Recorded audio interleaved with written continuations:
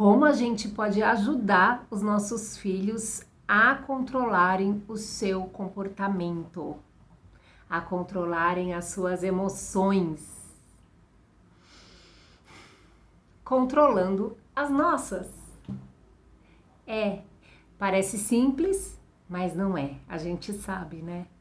Mas é bem isso. Como a gente quer que o nosso filho controle as suas emoções, os seus comportamentos, se a gente muitas vezes não consegue se controlar e mais, muitas vezes diante deles, né?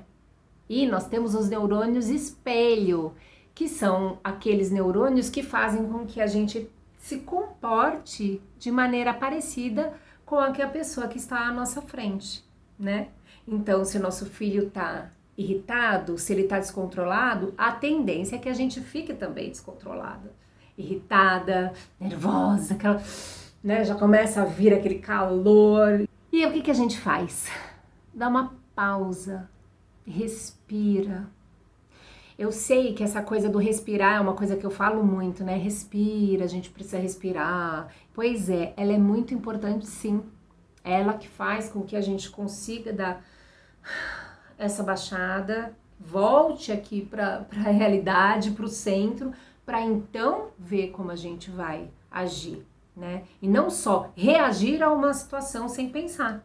Né? A gente tem que cada vez mais buscar esse espaço entre o acontecimento e a forma como a gente vai agir. E não reagir apenas no momento em que aquilo acontece.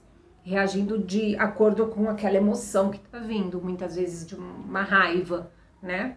Então, se a gente quer realmente ajudar os nossos filhos, a gente tem que começar pela gente, não tem jeito.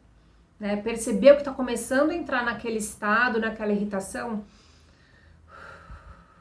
E se está demais naquele momento, sai, vai respirar, mude os ares, sabe?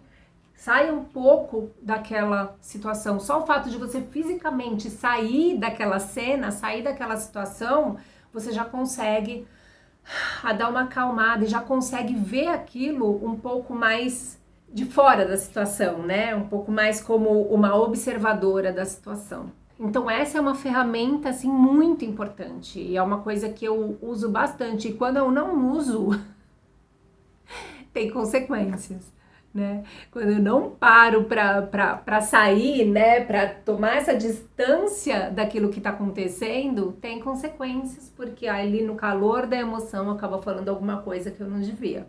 Então, se a gente quer mesmo ajudar essas crianças, a gente sai primeiro de cena, respira, se acalma, vai pro banheiro, sei lá. E muitas vezes a gente pode até falar pro nosso filho: peraí, que a mamãe vai ali dar uma respirada que eu não tô dando conta. E tudo bem. E daí, se não der pra sair de cena, se esqueceu de respirar e deu aquela...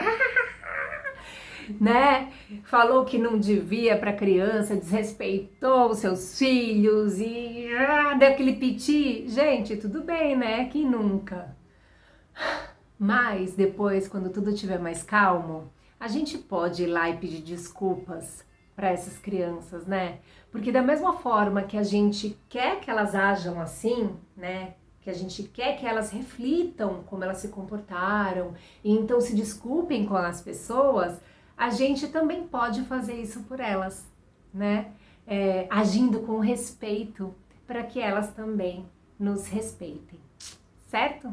Então é isso, mais uma reflexão aqui, e eu gostaria que isso não fosse só um vídeo em que eu fico falando e ok, eu queria ouvir também o que vocês têm a me dizer. Faz sentido tudo isso que eu tô falando?